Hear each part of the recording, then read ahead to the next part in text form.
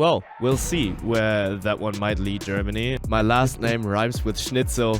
Hello, my name is Matthias Gitzel. He's now the all-time EHF Euro top scorer with 1 goal more than Karabatic. He's finally able to take home a trophy from a Euro tournament, so that's something.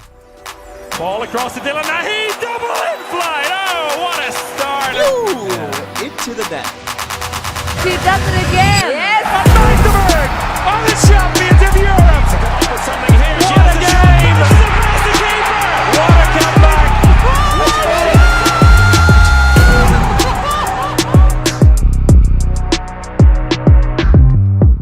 The wounds are licked, the memories are still fresh. It is time to talk handball again for the first time since the Euro is done. And myself, Bengt Kunkel, I am very happy that he is actually able to join me today because his tortured soul is healing. Ladies and gentlemen, the silver medalist by heart, Martin Vilstrup. How's it going? Oh, thank you, Bengt. Going pretty good. As you said, there was some healing to be done after the EHF Euros, but on the other hand, we'll probably talk about it later.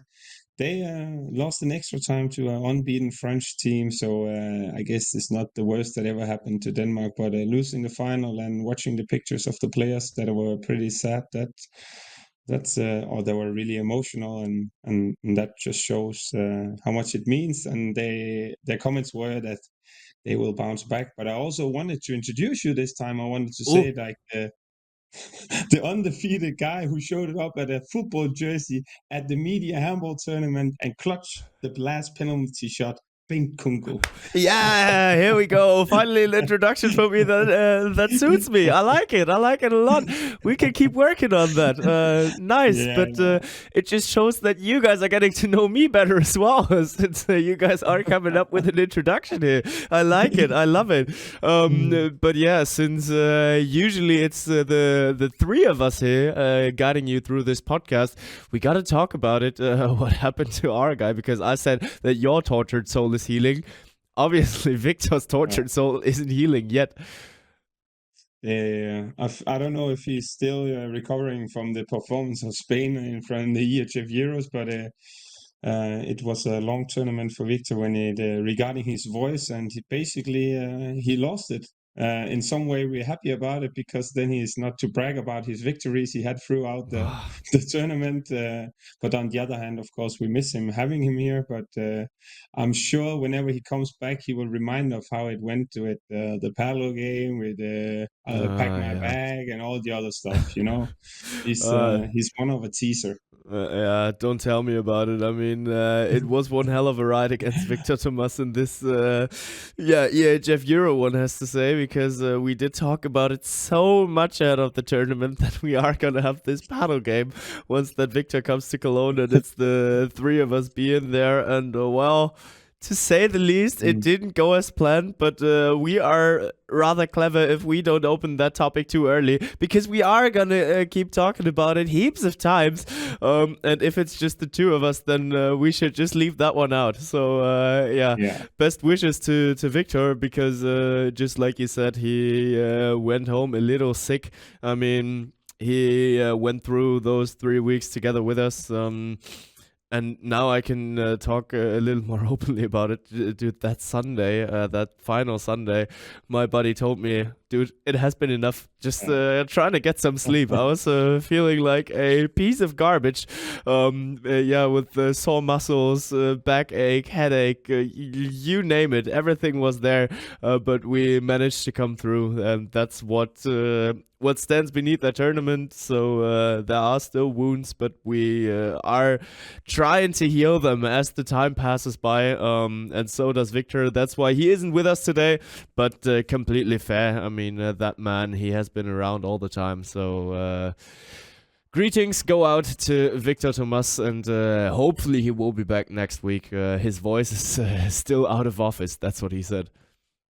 Yeah, true, and hopefully he will he will be back. And as a little bit of a teaser, we have something big in mind coming up for the next episode, also regarding not only Victor coming back, but also regarding our guest. And yeah, I'm not going to spoil anything. It's just about tuning in whenever the next episode comes, and you can look forward to it. Well, I am just going to give you a hint. 3 letters will play a huge role in the next guest that is going to join us for the Spin podcast. Unfortunately, it didn't work out this week, but I mean, I can totally understand all the players. They just come back to the teams, and a lot of things need to be done. If they do have free time, then they would want to make use of that as well after those very, very long 3 weeks. And for the players, the weeks started a little, or the tournament started earlier than the opening match as well. So all good that today will be without a guest, but not without a new segment. I came up with something that you will be able to compete against Victor on the long run, but I am just going to introduce it to you today because there will be a new game, and there will be an all-time leaderboard where I hope that you will be able to surpass Victor and take that victory away from him. We are going to play Who Am I? Say it again. Oh, who am I? Okay. To be fair, I actually beat it Victor in the predictions, and that's I just want to mention that quickly, and that's just to make sure that he didn't win everything. He won a lot. He's used to it, but at least you and me, we also gave him the last trophy he didn't have in his at home, the media tournament. And that's probably the biggest he could ever achieve. So I think he's happy about it. I'm thankful that we actually were able to give him that one.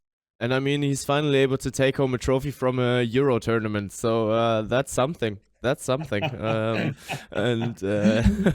Yeah, but we will figure out who ends up being the Who Am I champion at the end of the season, because the season is still long. I mean, the Euro is over, but it marked somewhere around halfway through the Champions League as well.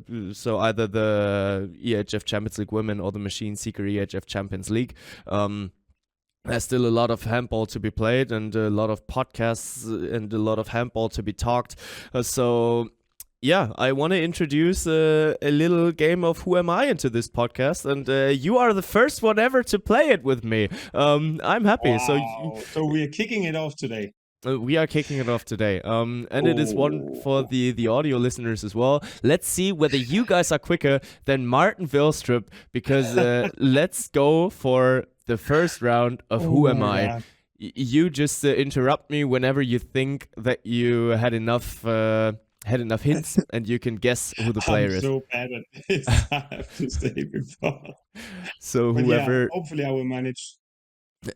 Whoever followed our Trivago Twitch show during the Euro, we have been playing Who Am I with countries, and now we're playing it with a player. I am gonna give you hints, from general hints to rather specific ones, and then you guys might be able to guess who I am. All right, let's start it off. I live in Europe. No, Quick Martin. question. Yeah, go ahead. Can I rapid fire my answers, or I cannot keep name dropping, but I have Yeah, more than one well, guess? you're just by yourself today, so it doesn't really matter at all in the end. But I would say you should go for one particular guess once that you think you have figured it out. So not just be like, I live in Europe. Andy Wolf! No? Alfred Gislason! No? Angela Merkel! Just whoever. But Hopefully it's a handball player. It is a handball player. That's something that I can tell you. All right. Okay. So let's start it off. I live in Europe. That's the one that I already gave you. I'm not a European champion though. I am 1 meters and 90 centimeters tall. Okay. Still too unspecific here. I left my parents' house at only 15 years. So moved out at 15 years of age. I have 126,000 Instagram followers. 126,000 Instagram followers. Yes. So we are getting closer. If you start to Google now, I really highly question your no Googling. Martin, I see that you're typing something. No Googling there. No Googling there. Here, I can do it like this entire time. Nah, all good. I trust you. I learned to play handball in Skjern. In Skjern? Mm-hmm. Okay, then I want to say my guess. Go ahead. Is he that tall? Mathias Gitzel. I am gonna give you the upcoming hints. I held the Danish record for the most goals at my World Cup debut for 6 days. What does the Fox say? Probably the best right back in the world right now. I got an individual award every time I play a major competition. My last name rhymes with Schnitzel. Hello, my name is Mathias Gitzel. Oh, Schnitzel. Yeah, that's a German dish that he definitely knows about, living in Berlin and playing for there. And that's, I would say, the most traditional dish there is in Germany. You know better than me, Bengt, but whenever the ones that I know, they speak about Germany, they say, oh, so you're going down to have a Schnitzel. But yeah, that was a good one. I don't know if I was a little bit late here, but I think, the 190 Instagram followers living in Europe. But definitely the Skjern hint helped me a lot there. So you did actually know that Mathias Gitzel learned to play handball and he took his first steps in the professional handball world in Skjern? Yeah, because he's is it called high school? Actually, I have my doubts here, but he went to GOG pretty early age. Although he will be playing for Skjern. The funny thing is though that his parents, I think they're volunteers in Skjern. So that's mixing it up a little bit. That he's used to play for GOG and his parents helps in Skjern. So whenever they played against each other, it was a little bit of a, can you call it, emotional ride, whether you should cheer for the team where you are volunteer or the one where your son actually plays. So yeah, I knew that one. So that's why but I didn't know that he was 190. I don't know why. I maybe thought he was a little bit. Yeah, well, that's what Google and Wikipedia are saying. So that's where I got my facts from. If you can prove me wrong, just go ahead and do so. I apologize if he is a little shorter than that. But yeah, I didn't want to make it too hard for the beginning. But still, good on you for actually knowing it already with Skjern. I think it took you one more hint. So you said, no, that was actually the one. Yeah, you said something about leaving home at 15. And yeah, after that, I think it was the one with Skjern. Yeah, Insta followers were in between that. Yeah, I was just trying to find the word for a Danish word called efterskole. I don't know if it's boarding school. I don't know what it's called. Yeah, it doesn't matter. Yeah, fair enough. The thing is that I actually got it right, and that's a good one as long as we stick to handball players, and that actually makes it 1-1 to me and 0 for Victor. Nah. The leaderboard starts next week. I am not giving you that. I do like to beat Victor in anything, but still, we gotta keep it fair here. We gotta keep it fair. Okay. We can use this as a tiebreaker, but nah, all good. Actually, I really like the fact about the World Cup debut that he held the record for the most goals at a World Cup debut for like 6 days. It was in 2021 where he had his debut and scored 10 goals until Emil Jakobsen broke it just 6 days later with 12 goals. Well, I mean, what kind of record is this? Yeah, there are some unbelievable record holders. Sometimes it's actually hard to keep on track with all the records that are being taken, or whoever has it, and what is there to break. And actually, something that we didn't talk about, I think you mentioned it in an earlier watch along throughout the EHF Euro, that Karabatic was now the all-time EHF Euro top scorer. With the most goals, but we actually in some way forgot about that. Mikkel Hansen, I think he scored 9 goals in the final. He's now the the all-time EHF Euro top scorer with 1 goal more than Karabatic. So that's actually something to mention. Yeah, I think it's 279, and I think Karabatic is 278, if I remember correctly. You guys, it's got to be in the 290s, though. It's got to be in the 290s. Yeah. I think it's 279 or 278. No. It has to be at least 290 goals. Oh, like that. Okay, let's check here, because I think I also saw it on the. Now I'm gonna Google for the one who's listening out there to see if he has who has the most goals. Yeah, so I did have the quiz question during our shows during the Euro, and after all those games, Nikola Karabatic was at somewhere around 293 or somewhere. I think I saw an article where Nikola Karabatic. Yeah, okay.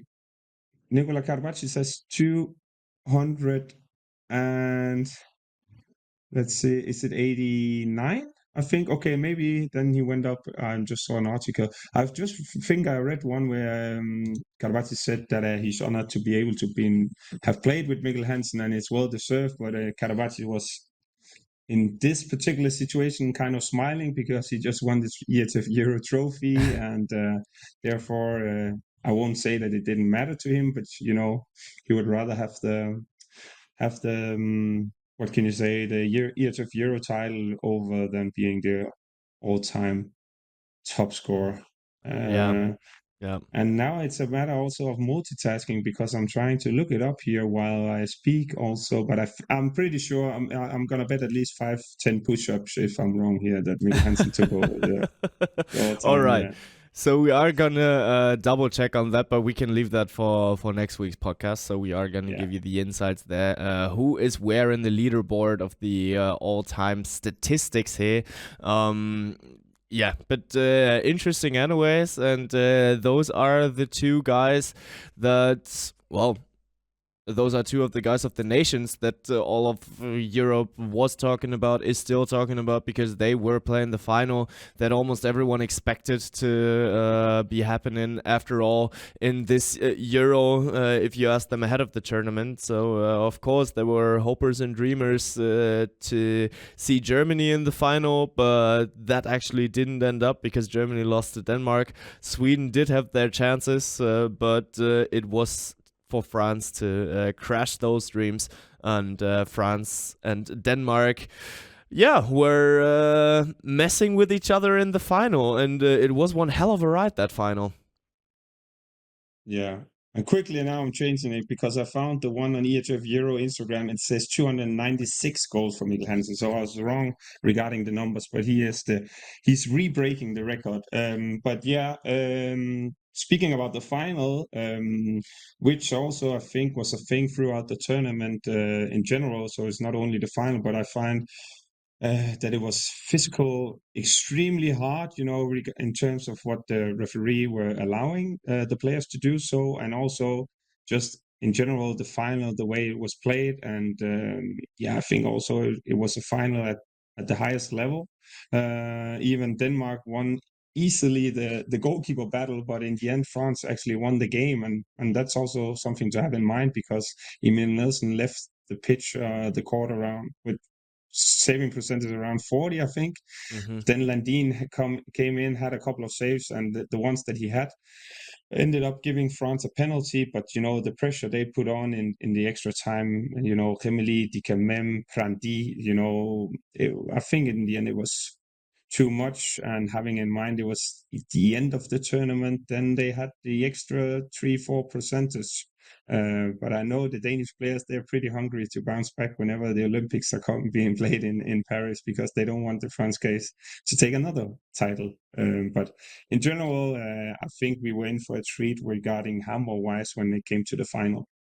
Talking about the goalkeeper battle that Denmark might have won, because Samir Belassen ends up the final at 23%, Emil Nielsen at 38%, Niklas Landin at 25%. Why change Emil Nielsen off the court when he's at 40%?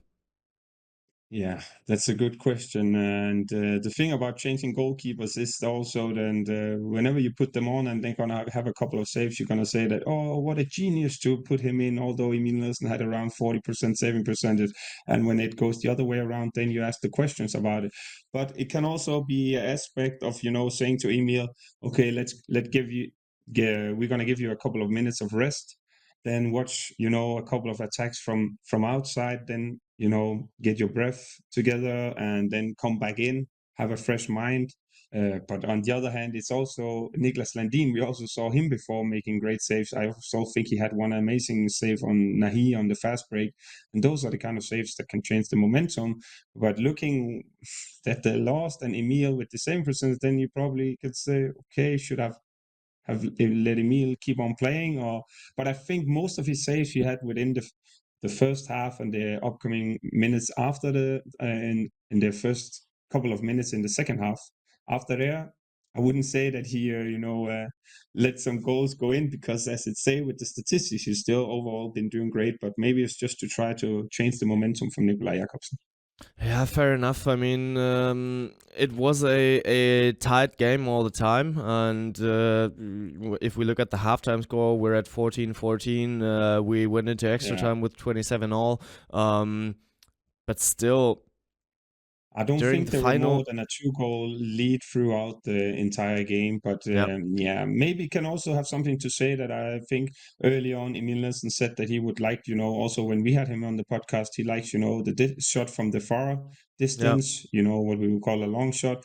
And then Landin is a little bit bigger and using his size from the wingers, so to make it more difficult for them. And then you can speak about where did Denmark get the shots in terms of giving the goalkeepers the best possibilities to have saves, and that I don't recall totally in the second half. But it's a tough one, right? Because I think we also spoke about it with Spain whenever they played against Austria, and then Perez de Vargas came in, had a save or something like that. Then they just kind of missed the empty goal. But they also changed Corrales when he's been doing pretty okay. So no, not Corrales. I'm wrong here. Hernandez, because Corrales didn't play. True that.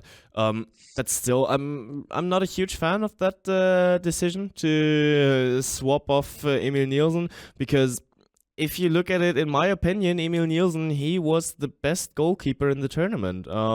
Sure, Andy Wolf got selected into the All-Star squad, but I mean, it was selected by the fans. There were a lot of German fans following the tournament, and Emil Nielsen, if you just look at the bare numbers, of course, Wolf had more saves.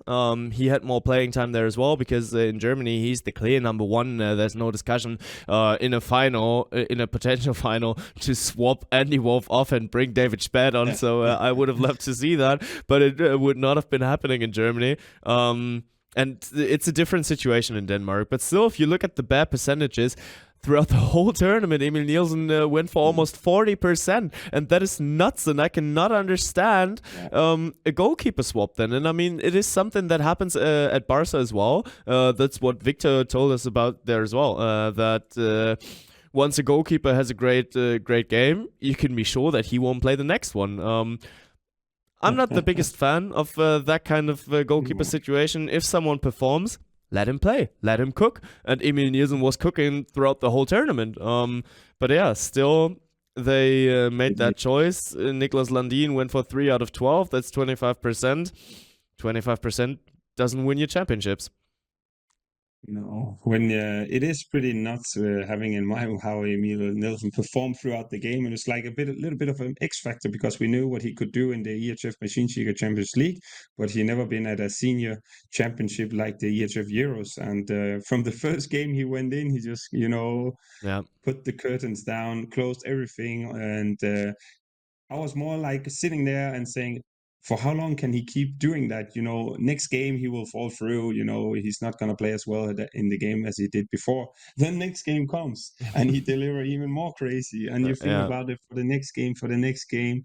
And he was definitely a player with playing with confidence as well. And that means a lot for a goalkeeper. And also has been seeing that, in general, he's just been enjoying the entire tournament and experience he had so far. And yeah, it's gonna be crazy to see what he's gonna perform next time. He's definitely pushing for his spot in the national team and also to be a contender for the first choice.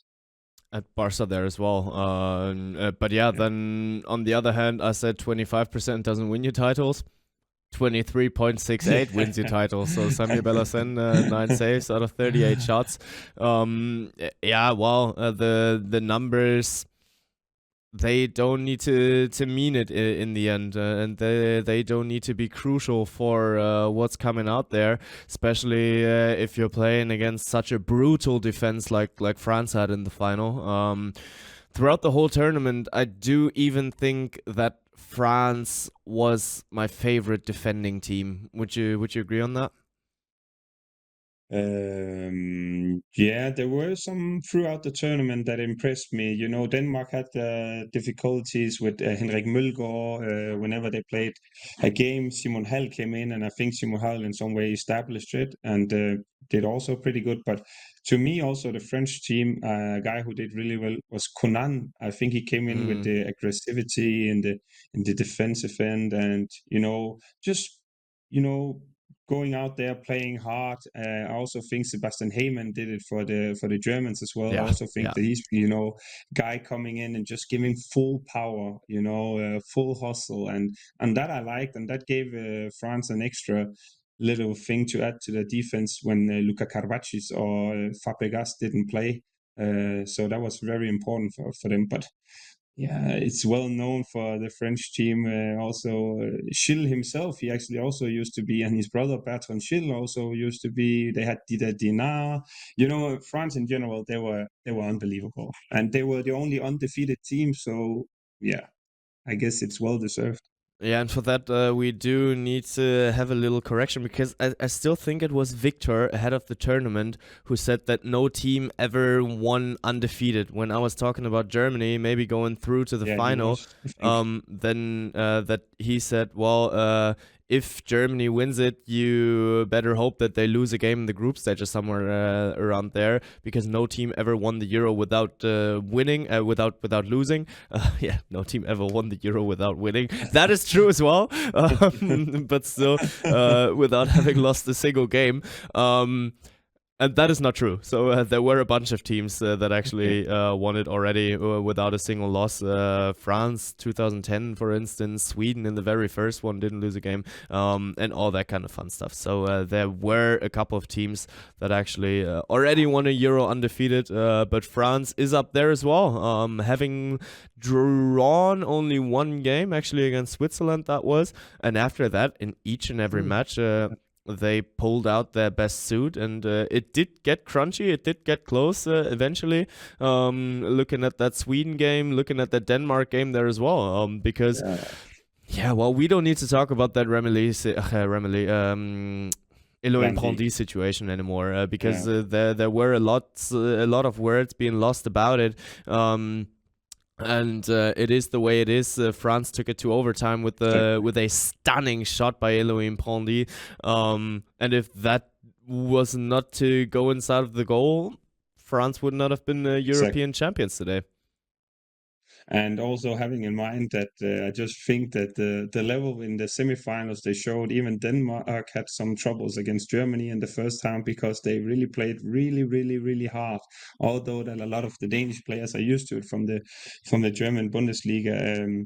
But France went into overtime against Sweden, had the momentum there. And for me, they also in some way had the momentum against Denmark in the final, because Denmark was leading, lost the ball, and then France bounced back. Gisel tried to make something out of the last attack, but it ended up with a free throw, and everyone was thinking, oh, is he going to do the same as Brandi did in the semifinal? He couldn't do it, Mikkel Hansen. But the point is more that in both extra time, France went in to the extra time with confidence, because they were the one, scoring the last goal and believing in it, where the opponents were more like, okay, one defense, one attack, and then we will be in the final. So a great tournament. And also speaking about the crowd, the spectators, we said it earlier, Germany is probably the best country to host a Euro, because of the spectators. They clap, they sing along, and also having in mind more than 1 million attended all throughout the entire entire tournament, the world record crowd. But I also want to say that it's one to remember, not only when it comes to crowd, but also having in mind that the GOAT from France and the GOAT from Switzerland, I would like to say as well, Andy Schmidt also retiring, and Karabatic as well. And yeah, that's one to remember, because from my perspective, it's two that I've been, throughout my handball career, always been looking at. And yeah, Andy even played in Denmark, and after that, 5 times MVP in Germany, I think, and that's also unbelievable. Just to have in mind, when it comes to titles, then Karabatic is unbelievable, and the destinations he played on. We already spoke about Karabatic, but Andy Schmidt was also one hell of a player. Yeah, and especially Andy Schmidt, that was so surprising that he actually retired already, because it was set for him to leave the handball stage at the end of the season, and that he wanted to finish the season at his club in the domestic league. But then after the tournament, he said, "Well, guys, honestly, I've had enough. It doesn't get better than this." He was part of the world record of the opening match where they played against Germany. It wasn't a good game, but still they had that experience of playing in front of 53,000 people, and then a great game against France, but that wasn't enough for Switzerland to come through. If we want to do the math and stuff like that, what would have been possible if they beat France, and then in the last game against North Macedonia, being level on points against Germany, it was a lot for them needing to happen for them to actually make it through.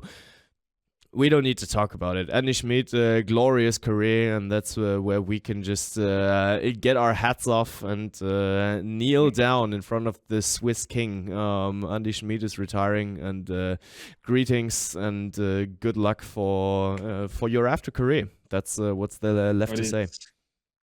It is a surprise, because I also thought that he would, play the rest of the season with Kriens in Switzerland, and they play the EHF European League, and I think is he the top scorer or something like that in that tournament as well? And if not, if anything, he was.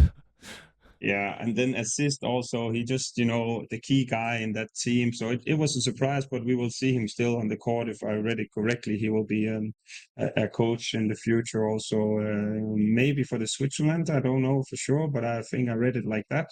But yeah, I will always remember the pass that he made to Bjarne Myhrvold for Annika Löwen, where he kind of made it a spin pass into the line. That's nobody ever seen anything like that. So yeah. I think we can close it with, as you said, unbelievable player. Yeah, Andy Schmidt, one to remember forever in the Swiss handball legacy. He definitely left his footprint. And then maybe from a former Bundesliga player, let's kick it over to a lot more Bundesliga players and recap the tournament for Germany a little bit, because they are not allowed to be sad with the outcome of the tournament. Of course, you end this tournament with 4 losses, actually, and that's quite a lot. But to manage to become 4th with 4 losses is quite an achievement there. And ahead of the tournament, Gislason and all the German players said, we want to reach the semifinal, and they reached that goal. So they didn't go above that. But it is good to leave some room for improvements for a very, very young German squad.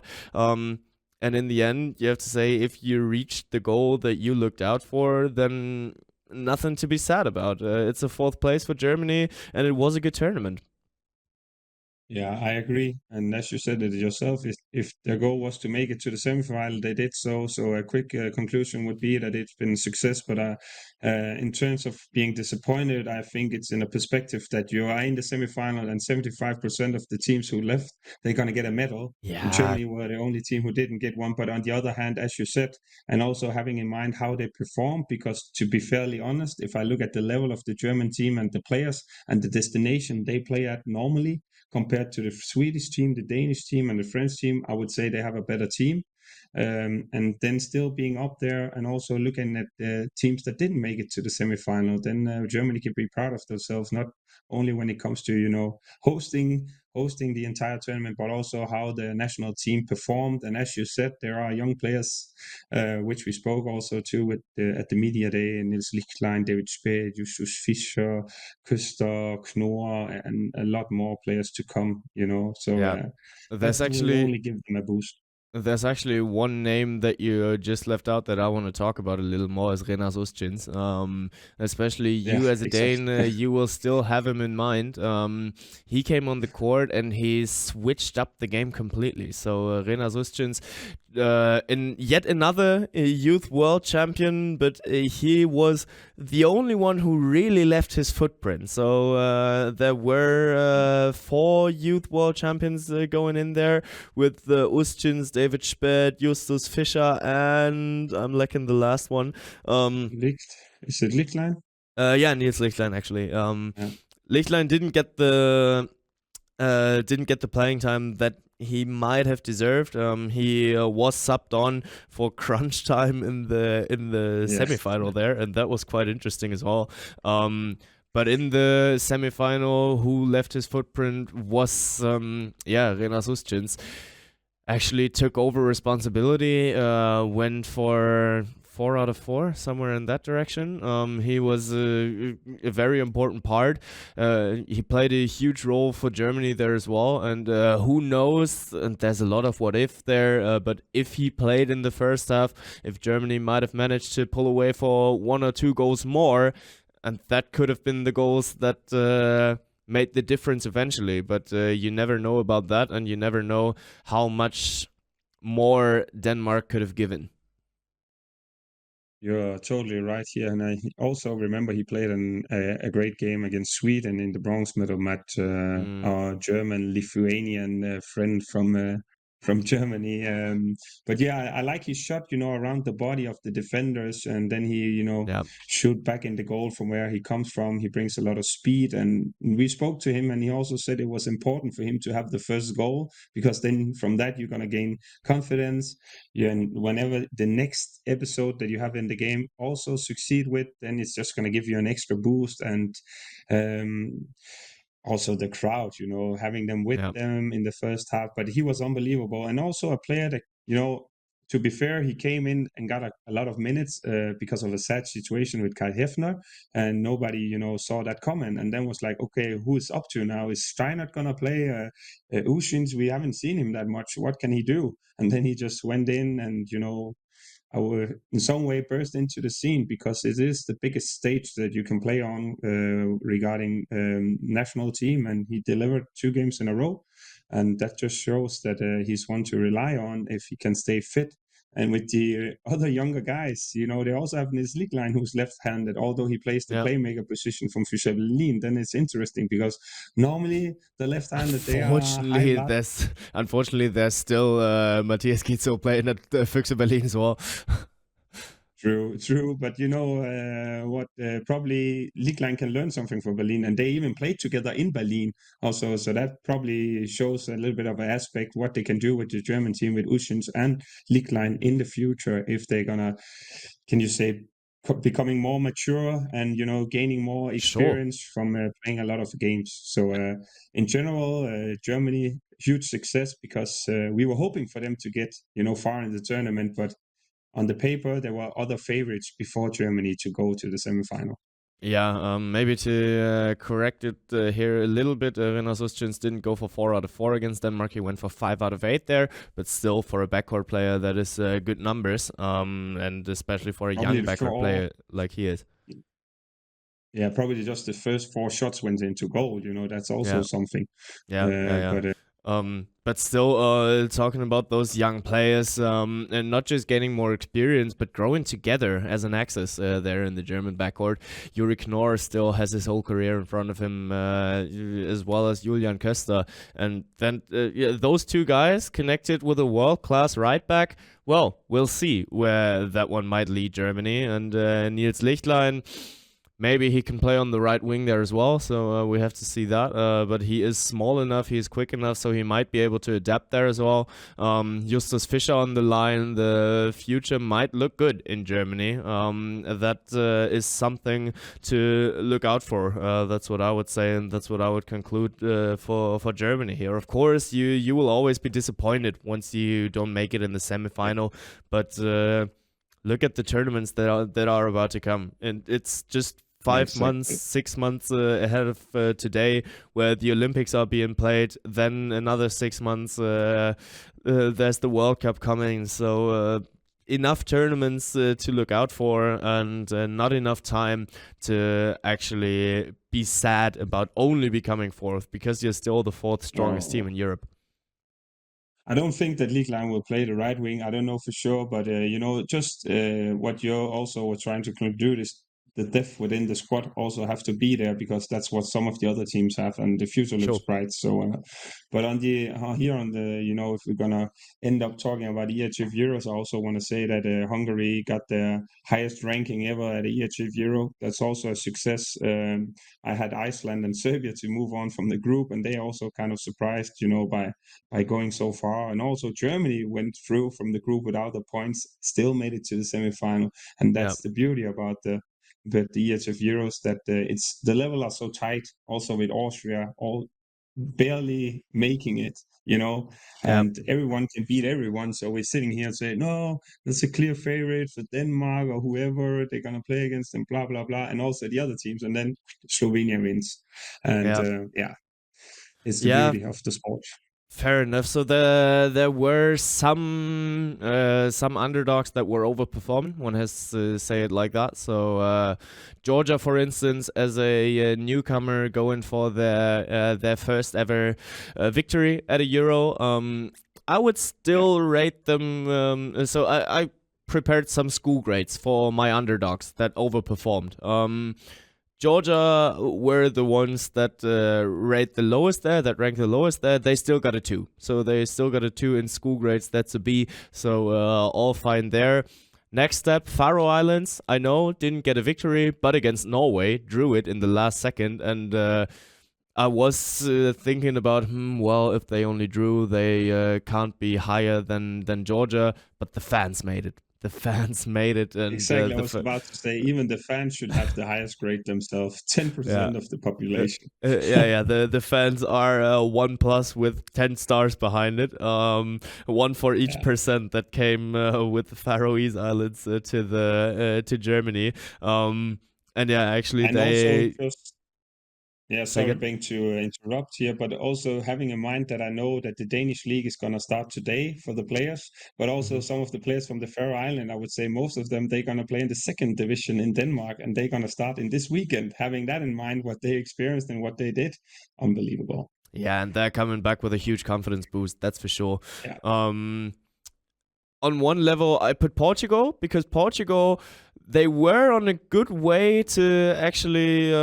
So my school grade is 2+ for Faroe Islands, and same for Portugal there, because they did go in with high stakes for Victor Thomas being his underdog, but actually they messed it up just in the very, very last second, because they were able to actually make it to the 5th place match. Yeah. And the Netherlands, whose tournament was over, actually stopped them, and they drew against Portugal. Portugal only needed a victory there, but still Portugal managed to only play 33-33, and that's the reason why they didn't make it to the 5th place match. Good tournament, but didn't play it until the end, and that's what I'm a little sad about. Yeah, you think about Portugal here, that they didn't make it in the end. Yeah. Yeah, and that's the thing, they won against Norway, and they had in some way a little bit of a close game against Sweden, and then they go into the game against the Netherlands, and we expect them to win because they have something to play for, and the Netherlands only have their honor to play for, and they also had a couple of injuries, but then the Netherlands just played their fast handball, and it ended up being, I don't know the score, was it 33 or something like that? It was a high scoring game, and but the biggest surprise for me, I won't surprise, that's Martin Costa. He shared the top score title with Matthias Gitzel, and both players actually don't shoot 7 penalties. That's also something to have in mind, that normally you have to do so in order for you to be top scorer. And I would also say the most attention go to his brother Kiko Costa, and then Matimi just, he came in there and he played unbelievable. I think the first game he only had 1 goal, but from there it was like 8, 10, 11, 8 goals. So Portugal did great. Also with the goalkeepers, they have Diego Rema, he is young, and that was also a topic because they're gonna need some quality on the goalkeeper position. That's crucial. Yeah, where do you see Diogo Rema Marquez's future going? Because right now he plays for Porto, Champions League team as well. Will he stay there forever? No, probably not. Also having in mind the season he's been doing so far in the Maschinenliga EHF Champions League, but it's also he's not the tallest one, but he's the fastest. His reflections are really good, and he's fast. His reflex are very good, and we see that on penalties. I mean, his reflections in the mirror are quite well as well. Yeah, they're probably pretty fast as well. But he had a lot of say. I don't think he's gonna stay there, but it's also, I don't know the Portuguese culture in general, but throughout the last couple of years we've seen more Portuguese players going to the Germany Bundesliga and traveling, going out instead of playing for Porto, Benfica, Sporting, or whatever. So I think the future looks good for him. Yeah, absolutely. And one he's still really young. And one really has to see that it was a goalkeepers tournament, and he actually didn't manage to stand out of the goalies because there were other great keepers who used the platform to promote themselves as well. Looking at Konstantin Möstl there, who plays for, or maybe even played for Alpla in Austria. But after the tournament, I think it was Lukas Hutacek looking into the camera and being like, "Oh well, dear Lemgo fans, unfortunately I didn't bring home a medal, but there's something else that I brought home with me. Konsti, come over here. And Konstantin Möstl actually joins a new club, and rightly so. 7 matches, 81 saves, 36% saving efficiency. One of those shining stars of Austria, and that's why Austria is my absolute top performer of the underdogs, getting a clear and straight 1. Nothing to complain about. Sure, they missed out the chance to be playing in the 5th place match there as well. But anyway, nobody ever expected that from Austria, and Austria put themselves on the map when it comes down to handball. And how many knew the name Konstantin Möstl before the EHF Euro 24? I surely didn't. Not to be fair, international, and now he just burst into the big scene, and they gave him a contract in TBV Lemgo, and I didn't expect it from Austria. Them, battling it against Croatia and also against Spain. It was a tough group, and they made it through. And you sometimes think, okay, they made it through from the group, then okay, they're not going to play have any impact in the main round, but they did, and it came down to the last game against Iceland where they also didn't win, and therefore they didn't make it through. And unbelievable tournaments. They have some quality players. You said Hutacek also did great. Bilic, Wagner on the line player, Robert Weber was also nominated. Experienced player. So that's unbelievable. That's if somebody's told me before the tournament that Austria could win the title in the race for a semifinal, I would tell them that they are crazy. Yeah, totally. But you definitely wouldn't anymore. So let's see where the Austrian where the Austrian journey is going regarding handball. I mean, they did manage to kick out Spain. Spain didn't get too much attention in this podcast here until this point because they didn't have a rather good tournament. Drew against Croatia, drew against Austria and lost against Croatia, and that was enough for them to be kicked out of the tournament. I mean, it is a switch in generations happening in Spain, and the result of the tournament probably pushed that a little into the next direction there as well. And to be fair, sure, it's a disappointment for Spain. Surely some people counted Spain in the further circle of favorites, so it was the top four, like always, that was being counted into the semifinals. It was Sweden, Spain, France, and Denmark. But every big nation once in a while has a bad tournament, and it happened for Spain, so let's not make too big of a deal out of it, and keep saying it's that just funny whenever yeah. the underdogs deliver and perform and, kick out some of the big favorites. And they did so in this tournament. Also, there were crazy results with, North Macedonia giving a tough time, Montenegro giving a tough time for Serbia, and all the other countries where you don't expect them to have anything to say in the games, but they did so. And in the end, to sum it up, the Cinderella story with Karabatic, it succeeded. He won the EHF Euros, and let's see if he can continue at Paris Saint-Germain. And that is a smooth transition over to the Champions League, but let's not move it over to the Machine Seeker EHF Champions League yet, because that only comes back in Valentine's week there, actually. So we still have a little more time to wait for the Machine Seeker EHF Champions League. But the Champions League Women has been played throughout the whole tournament. We haven't been looking too much at the EHF Champions League Women throughout the EHF Euro, because we only have so many capacities, but still it's time to look out for the closing weeks of the EHF Champions League Women, because we are at match day 11 already. Gjør is still unbeaten, but the rest is yet to be decided. Yeah, and before here, I also had a look of some interesting matches that could be, a topic for the weekend. While we are recording here on Friday, the 2nd of February, the games are going to be played in this weekend. But I kind of was looking at the groups, and Rapid playing against Ferencváros FTC. I think that's one to look out for, because in Romania, with the spectators, the FTC are used to it from Hungary, but they are without Lekic, who had a surgery in her hand, and obviously that's a big loss for them, because before her surgery she really played really great. Yeah, and that's one almost to look each out and for. every match she became top scorer. She was leading the Exactly. score the scorer list of the EHF Champions League Women there as well. I'm not too sure, but probably doesn't anymore, because the others kept on playing. Right now it's Sarah Buktit from Metz, but Andrea Lekic still in 5th place. And she missed out the last match, so only has 5 goals fewer than Buktit.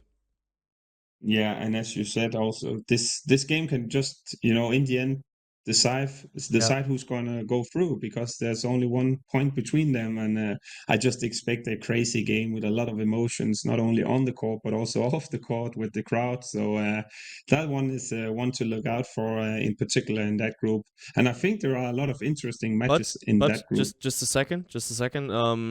It is not just 1 point between them, but we got to look at the situation there. So it's FTC in 6th, and they actually fought for them to be up there, because just remember how we talked about FTC throughout the whole beginning of the tournament. They even changed coaches yet again after having changed coaches ahead of the season. But they are in the hunt for making it through to the playoffs here. Now in 6th place, and Rapid Bucharesti being in 7th. It is 8 points against 7 points. And after that game, there's only 2 matches left, so there's no room for mistakes anymore. And the thing is also, they drew the first game, so whoever's winning this one is gonna be, how is it to put like that? Have the upper hand, because they won one game against the other. Won the direct encounter. Crucial. Yeah, exactly. And just something. I know it's not the top teams, but I can guarantee that's for sure going to be one hell of a fight from the players. And that's something I'm going to keep an eye on, because normally you want to speak about the top teams, but that one, that can, as I said, decide who's going through. But I also looked at I think, if I remember correctly, you said it yourself, Bengt, they didn't have the greatest start. If I remember back to last year. They also didn't have the greatest start, losing against Bickenheim, and then they ended up being in the final, in the end. So it's crazy, also with the level that we are seeing. But another matchup that I'm looking forward to is also probably one to decide who's gonna win the group. It's Metz against Esbjerg, and they have both 18 points at the moment, and it's gonna be played in France. And this one I predicted Metz to go far in the season, but also as a Dane, obviously I also hope that Esbjerg can do well. But I think this one will decide who's gonna be number one in the group. I mean, that's not a hot take anymore. If they're both on 18 points, and the winner takes the sweet spot and only needs to push it through over the finish line of that group stage. But there's more to that game, because Metz is playing against Esbjerg, meaning they're taking the points away from each other. And ECAST in the hunt, exactly. They were the team to look out for in the first half of the season, and now they can still get back on track against Krim. That game in the first place was the one to put Krim off. So Krim had a great start into the season as well, and after they lost against ECAST, things didn't go as well anymore. So they still have their check open against ECAST and want to bounce back and want to get revenge. But if ECAST actually manages to win that one, they can get as close as 1 point to the the first two spots there as well. And you guys know how important the first two spots are in the EHF Champions League women. That 1 or that 2 off weeks can make all the difference there to have fresh legs when it comes down to the quarterfinal. So there's a lot depending from that Metz against Esbjerg game. Equal minds think alike, because I was about to say it here. Bengt also with that game can have an impact on Metz and Esbjerg, and also I think ECAS won last time with 1 goal, where Raketa, she made a buzzer beater against Krim, and now it's going to be played in Slovenia, and obviously that's also going to have an impact, and that's one to look out for sure. Although ECAS throughout this week had an injury to Julius Scaglione, who had a knee injury. So obviously we wish her speedy recovery and best of luck, because she's one for the future for ECAST and Denmark in general. But it's going to be a tight one, and it also was in Denmark. I actually think Krim were leading at some point throughout most of the game in ECAS. So so far I predict 3 tight games, and I actually also had a look at the other group to find something to be played for, because you said you are undefeated as the only team so far.